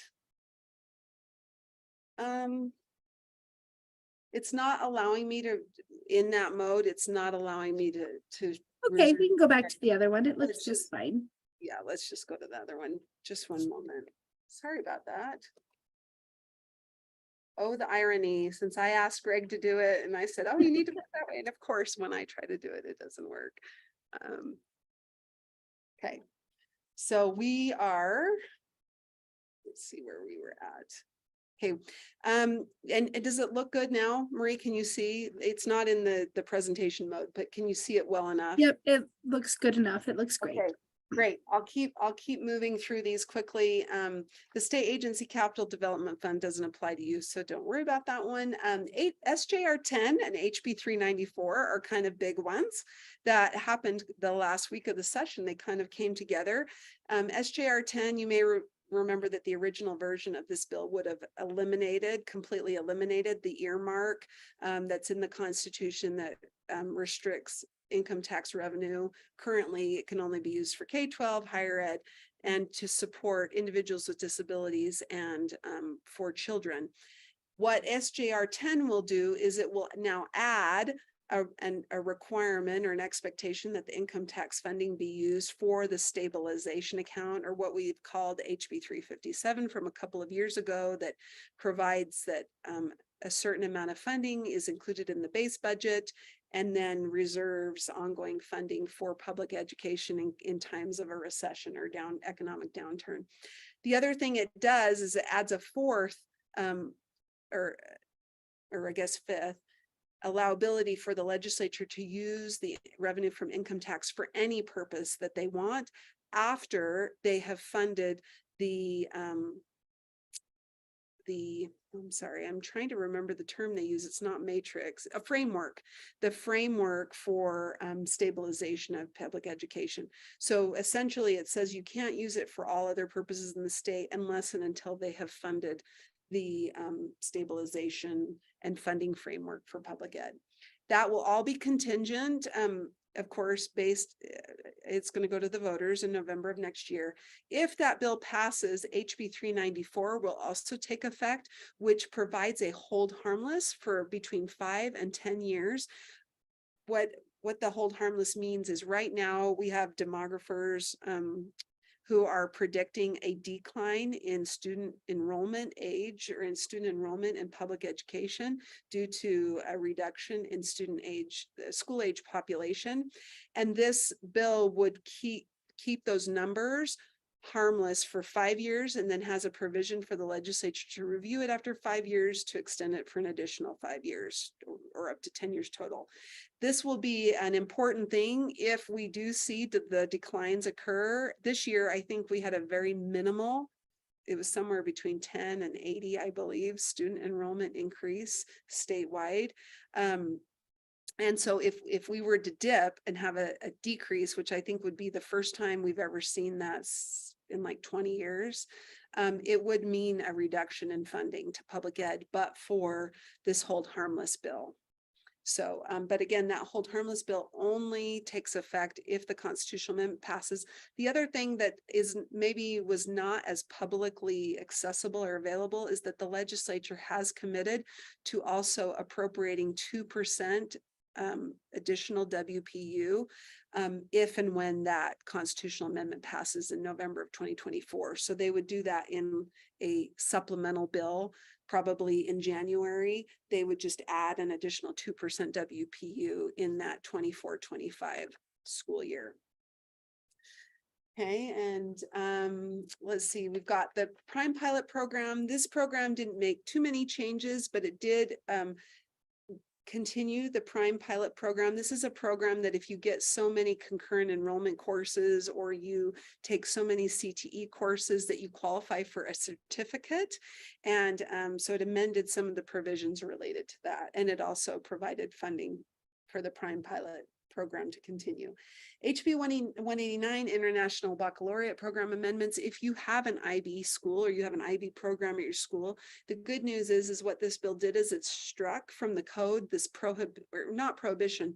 Currently, we can only use up to $100,000 of an appropriation that's for the enhancement for accelerated students and other early college type appropriation. We've only been able to use up to $100,000 total to support IB programs in school districts and charter schools. That's been eliminated because the amount of funding in that appropriation has increased significantly, but that $100,000 has been static for many years.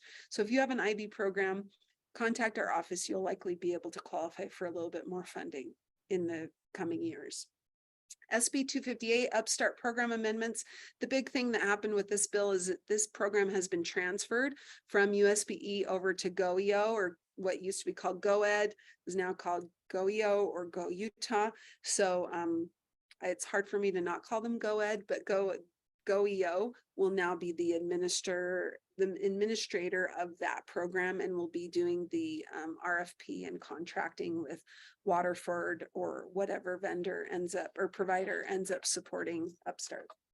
HB 16 block grant funding for prevention programs in public schools. What this bill allows is for you to do one application or one plan for all of your prevention your individual prevention programs. So like suicide prevention, substance abuse prevention, if there's any funding coming for bullying prevention, any funding that you're receiving for prevention, with the exception of that gang prevention program, Representative Lisenby's bill kind of exempted that out because I think law enforcement wanted the gang prevention funding to be separate. But if you do have multiple streams of prevention funding, now instead of having an application or plan for each of those funding sources, you can do one comprehensive plan. It's voluntary. You can continue to do the individual plans if you'd like, but if you'd like to do one application, you're allowed to do that. Great. I will keep going through the last couple, and thanks, Marie, for finding out, or it looks like Lisa found out the information about the spring finance training. And because that's not until May 12th, I think, Marie, we need to find out some answers on the educator salary adjustment to send out to charter directors before then.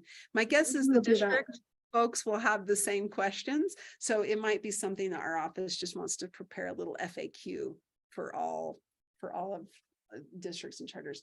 HB 60 juvenile justice modifications. This bill changes slightly some of the timeframes and the requirements for interventions that you need to provide to a student before you refer them to court. There's not a lot that changed there. It's all mostly in code. I don't even know if we have to implement anything in board rule.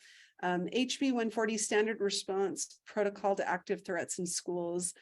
I am blanking on that one. So if it's of importance to you, stay. I will look it up and remind myself what that one does. HB 481 requires our suicide prevention specialist or coordinator to work with the Department of Health and Human Services suicide prevention coordinator to include firearm safety as part of the suicide prevention programs and protocols for the state. SB 49, this bill limits the amount of time that a law enforcement officer may interrogate a minor to up to 6 hours, which sounds like a lot to me. So the only reason you would need to be aware of this is if law enforcement or someone is on your school premise and is interrogating a student, just know that they're limited to 6 hours of interrogation. I thought it was 4 hours and then I was corrected. It's actually 6 hours. HB 305, this bill prohibits parents who've been convicted of a felony related to child abuse from being able to homeschool their families or from homeschooling their students. What this means for you is the homeschool affidavit, which probably not as many charter schools, you probably don't see many homeschool affidavits, but there are some I know that have been filed for, say, families who are engaged in part-time homeschooling and part-time they're enrolled in your school part-time, but generally this is more for the districts. If you're ever receiving or required to give an affidavit to a family about homeschooling, that now will include an affidavit or an attestation that the parent has never been found guilty of a felony or of child abuse. that would be all. You don't have to contact, law enforcement or somewhere to verify that. HB 21 requires, and I don't know if this one actually applies to charter schools, so I'd like to look really quickly. I know it applies to school districts, but it requires local school boards to provide a reasonable time for public comment in their board meetings. It looks like it might just be local school boards, so it might not apply to you, lucky ducks, if that's true. Let me see. Local school board means a board elected. Yeah, doesn't look like it applies to charter schools. So there you go. I will skip that one. HB 427. I'm just going to turn on my light real quick. It went off because I haven't been moving my office light. Apparently I've been too still. And I didn't mean to click on the bill, but HB 427 is the individual freedom in public education. A lot of what is codified in that bill overlaps with a rule that the State Board of Education enacted in mid to late 2021. You may remember there was a resolution about requesting the state board to do something or create a rule prohibiting discrimination or treatment of people, saying one class or a group of persons or a group is superior to another. So we enacted R277328 on educational equity. A lot of what's in our educational equity rule overlaps with what is in HB 427. I'm just going to highlight the key differences between the two, and we will be working on a board rule in the coming months to make sure that our R277328 is in alignment or works well with this new bill, HB 427. So the first thing that the bill does that the rule didn't is it does require an annual assurance from all LEAs. I know it does include charter schools to assure that you are in compliance with the provisions of HB 427. It also makes reference to meritocracy, which you don't see in our rule R27762 or 328. Now I'm getting confused because one is sensitive materials. I think that's 628, and I believe 328 is the educational equity rule. If you need a copy of that rule, Marie or I will be able to put a link to R277328 in the chat. It also provides an expanded definition of personnel. You may remember that R277328 was really about teachers and making sure that teachers, classroom instruction, that they had professional learning on educational equity and that they implemented through the classroom good practices that didn't result in discrimination. HB 427 expands that to all personnel, meaning it's not just your classroom teachers, but it expands to all aspects of the school setting and to everyone who works in your school. The other thing is this bill does expand beyond classroom instruction, and also it doesn't provide or require professional learning though for any other groups. And then also the classifications of protected groups is different. HB 427 did not add gender as a protected class, but R277328 does. The R277328 recognizes the state definition of protected classes that's broader than the group that's identified in HB 427. So, and then just as a refresher, R277328 has required professional learning for educators. It provides provisions on parent transparency and involvement. It includes a requirement for a formal complaint process, and also included approval of certain curricula that addressed issues related to educational equity in an open and public meeting. So again, that's just a refresher of what 328 did. Next, HB 465, this bill, Public School Library Transparency Amendments, requires you, depending on your size, I would imagine pretty much all of you have less than, I think it's 2,000 students, but there might be, a couple, one or two that have a number of charter schools, school campuses that might have more than 2,000. But what it requires is by 2024, fall of 2024, if you're a larger district or a very large charter school, and to have the ability for parents to have a login to see and access the materials that their students are checking out of the library. If you're a smaller, which I'm guessing the majority of you would fall under the smaller category, you have until fall of 2026 to make that happen. Just as a background on that, the legislature also appropriated about $250,000 for us to provide funding to 2 pilot districts. Those are going to be Canyon School District and Nebo School District to do for a business to do like a software update, an application that would allow their existing systems to have that capability. So it'd be something similar like what we now have with Canvas, where parents can have their own Canvas login and still see what their students have access to without them having to use their students' login to get into the system. Now, what the expectation is that parents will have a way to automatically check the materials that their students are checking out of the library. Okay, and thanks, Liz, for adding the R277328. All right, I'll keep going. I think we don't have, I believe we've got about 5 more slides. HB 249, education-related amendments. So this bill does 2 major things. Number 1, it requires you to allow parents to attach a record, or what Representative Peterson was calling a sticky note of sorts, to a student's records, that if a parent wants people to know something about their student, especially related to maybe a bullying incident that may have occurred between 2 students, as part of their records to have in your system.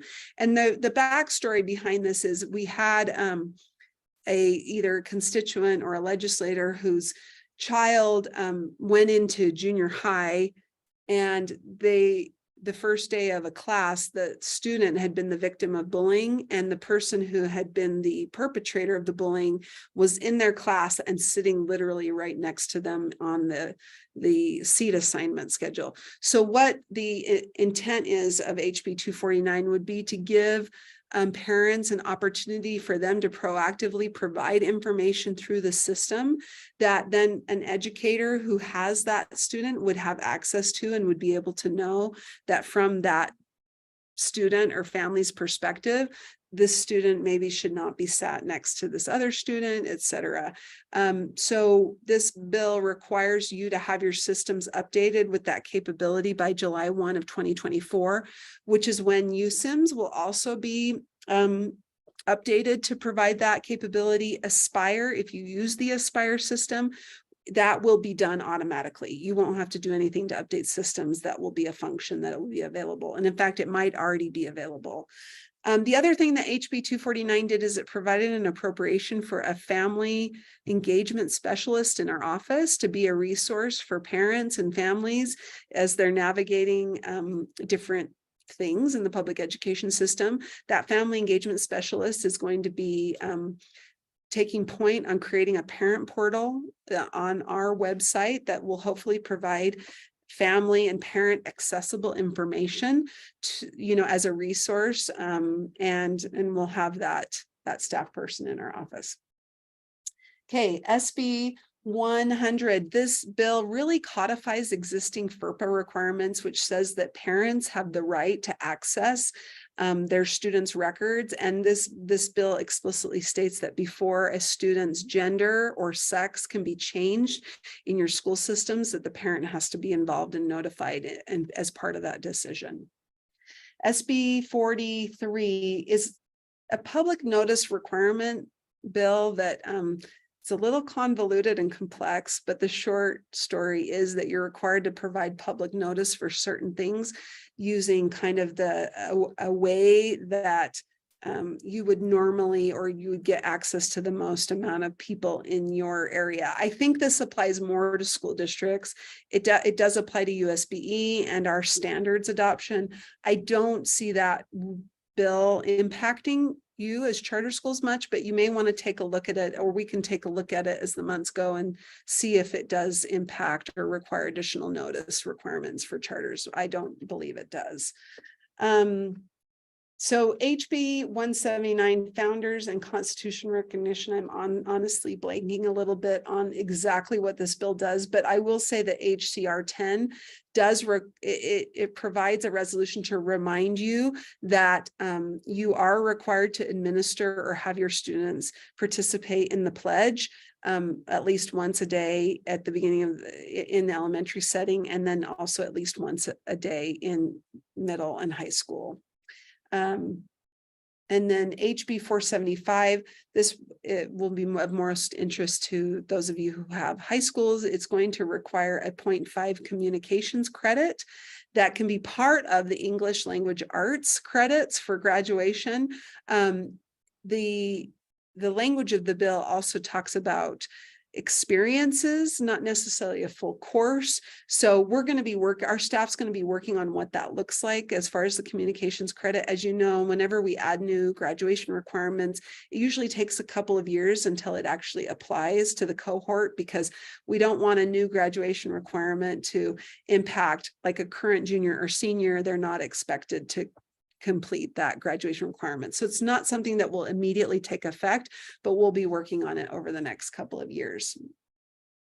HB 215, I don't know if any of you have a lot of interest in the Utah Fits All Scholarship Program, but it does provide up to $8,000 per student to engage in private school or homeschool. There's a large list of eligible expenses, including up to $750 for transportation. I guess a couple of things that you may want to know, because you may get questions from families, or maybe you won't, but we have already, is when will those scholarships be available for families? That's beginning with fall of 2024. The State Board of Education will be contracting with a program manager who will be the administrator of that program. We'll be doing that by about September to December of this year is when we should have that contract done with the new program manager. The new program manager will be required to have applications ready in the spring, around March timeframe. A couple of things that you should note is that students who do receive one of these scholarships do still have the ability to do dual enrollment, meaning they could engage in private school or homeschool part-time, and then also could be enrolled in in a charter school or a district school part-time.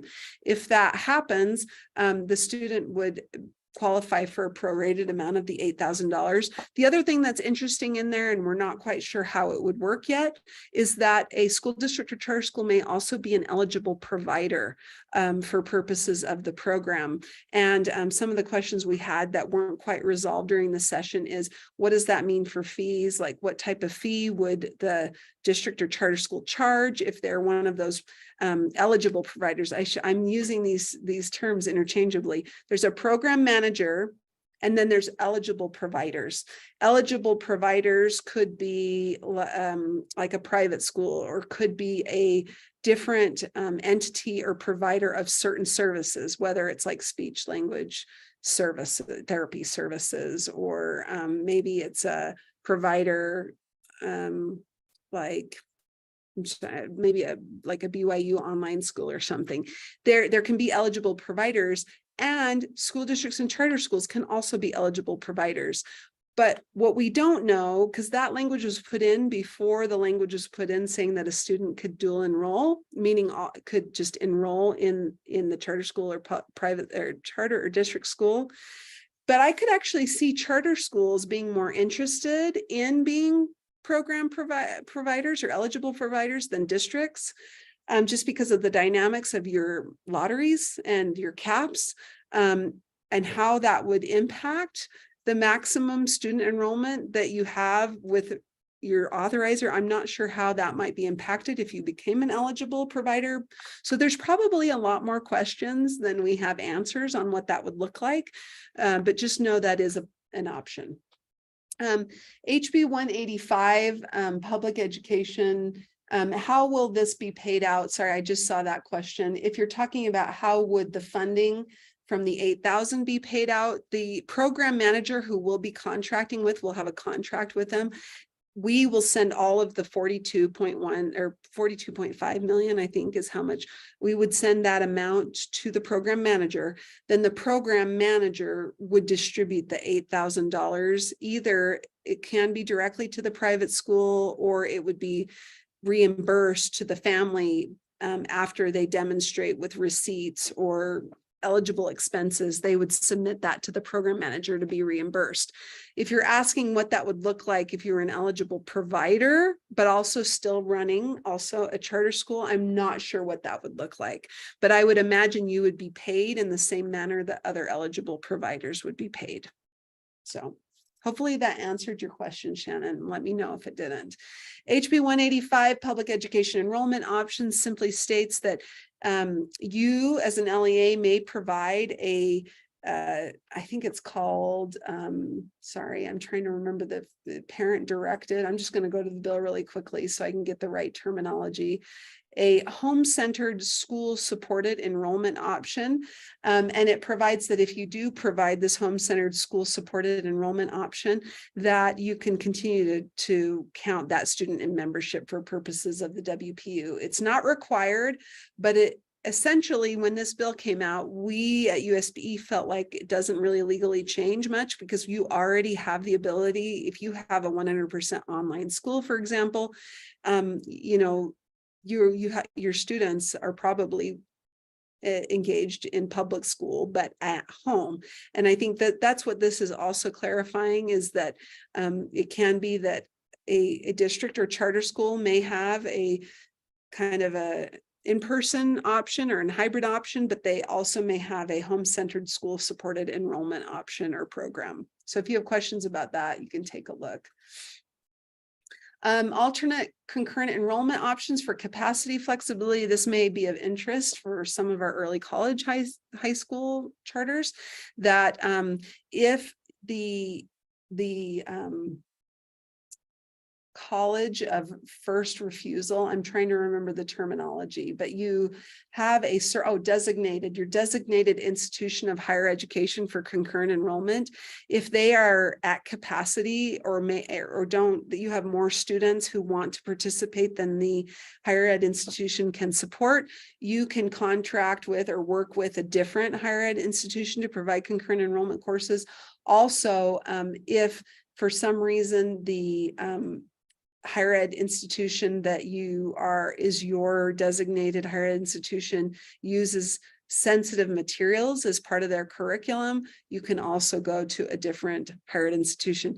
The backstory behind that is, and I won't name the name of the college, but there was a college that had a course that I believe included Kite Runner. I shouldn't even name a book because I could totally get it wrong, but there was a book that was required reading for part of this concurrent enrollment course, and people felt that it violated sensitive materials. And so this would state that if a higher ed institution has that and they're still requiring the students, if they're not allowing some sort of an opt-out or alternate assignment, that you could go to a different provider. HB 348, this one is the bill that I was mentioning earlier that allows parents and students without parental consent. A student may opt out of any aspect of school, and that would violate their religious belief or right of conscience. Now, right of conscience, I can't even say that word multiple times, maybe it's late in the day, but we may need to define that in board rule. This bill does require the State Board of Education to make rules. And so if you have any concerns, feedback, ideas on ways to provide additional guidance on how to support your implementation of HB 348 and allowing students to opt out of any aspect of school, please let us know. The other thing is to note, if they do opt out, you're not allowed to penalize or discriminate against them for doing that. And also you are required to notify parents if the student does that. I was trying to make sure that still ended up in the bill. Oh, here it is. Shall promptly notify the student's parent if a student says that they're going to, they'd like to opt out of or not engage in any aspect of the school. Okay, I'll go back to the slides. HB 398 changed just some of the eligible expenses that the special needs opportunity scholarship can be paid for to be more in line with the Utah Fits All scholarship. SB 45 statewide online education program amendments now allows 6th grade students to engage in up to 6 credits of, or 6 courses of grade 7 or grade 8 statewide online education program courses. It also expanded. You may remember that 7th and 8th graders were allowed to take up to 2 courses through SOEP. Now it's to 6, the same as it is for grades 9 through 12 for all students.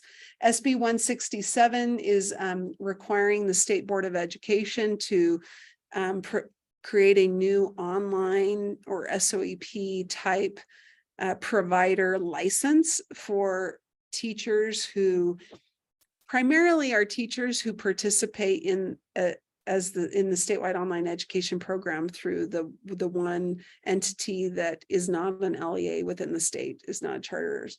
This bill probably isn't of interest much to you, so I'll just move on. HB 134 charter school closing requirements provides kind of a hierarchy of how things are distributed and paid out if there's a charter school that closes. SB 65 now allows private higher ed institutions to also be authorizers. And we've heard that Westminster may have interest in that. HB 217 is a program that provides funding to support school energy and water reduction.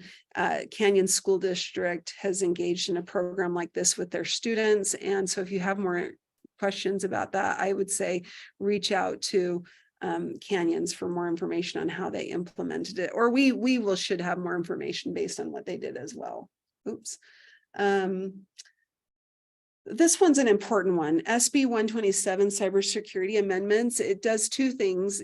If you have a security breach of any kind and it impacts 500 or more residents of the state, so probably 500 or more students or your educators, you need to report that to a new office. It's kind of a cooperation of office called the Utah Cyber Center, which I believe is within the Division of Technology Services. The other very important thing that I could see impacting a lot of charter schools actually is that by January 1, 2025, your websites and your emails need to end with .gov or .edu. The Utah Military Academy might be able to use MIL, I don't know, but if you currently have a .org or some other website or email address ending, that will need to be changed to either .gov or .edu by January 1, 2025. So, all right, I will keep going. And I have heard that as well, Rebecca. So what Rebecca stated is that I've heard from our IT people that we can't comply because the .gov and .edu do not allow us to do it. One thing that I heard that from others, by the way, you're not the only one. We have a district that raised the same concern. Apparently things may have changed though, that originally .edu was only available to higher ed institutions. And now it might be available to public schools. I don't know, though, if it's only available to school districts and not charter schools. I think that's something we'll need to find out more information on. Just know that you're not the only one with that concern. This requirement and this bill kind of flew under the radar for us because, you know, there were just a couple of other bills that we were kind of had our attention. But I think what we could do is maybe ask that school districts and charter schools be exempt from this bill next session. If there's no way for charter schools to get a .gov or .edu, then I mean, what are you going to do? And we just have to maybe we'd have to ask Senator Harper. I think he was the sponsor to exempt charter schools and school districts from the bill. So keep in touch. We still have time. It's the implementation date isn't until January 1, 2025, which means we do have next session to seek amendments. The school grading HB 308 eliminated the single rating requirement, including school grades, and then HB 494 education reporting amendments. This bill eliminated the requirement for you to notify other LEAs, districts, or charter schools when you're disposing of textbooks. So that requirement will be gone. The state board is also going to eliminate our board rule related to that. So I'm about to lose my voice, but here's some information about our bill book. A public education summary should be available by next week. Also, we currently have a quick guide that's already on our website. If you are working with your local boards and they've asked you to do a little legislative overview, feel free to use this or send it to them if they just want to see a quick highlight or overview of notable funding and notable bills. Otherwise, that's a resource for you that's available on our website. So there you go. To the 32 of you who are left, thank you. That's a compliment. I expected like 5 people to hang in with me. So kudos to you. Thank you for all that you do. You guys are amazing. So grateful for all of the work that you do to support students, families, all of your employees in your charter schools. And just know we think about you often. And if there's anything we can do to support and help, let us know. Thanks, Marie, for giving me this opportunity as well. You're so welcome. Thank you to everybody. And we hope you have a great night. Stay safe, stay warm, stay dry. I think there's more rain and snow coming in. So thank you for being here, and we will see you next time. Thanks, everyone. That was terrific and super helpful. You're so welcome. And even at winter sports school, we're ready for the snow to go. When you guys are ready, we really know it's a long winter. We It's time can for barely us. access our school building. Bye, everyone. Bye, everyone.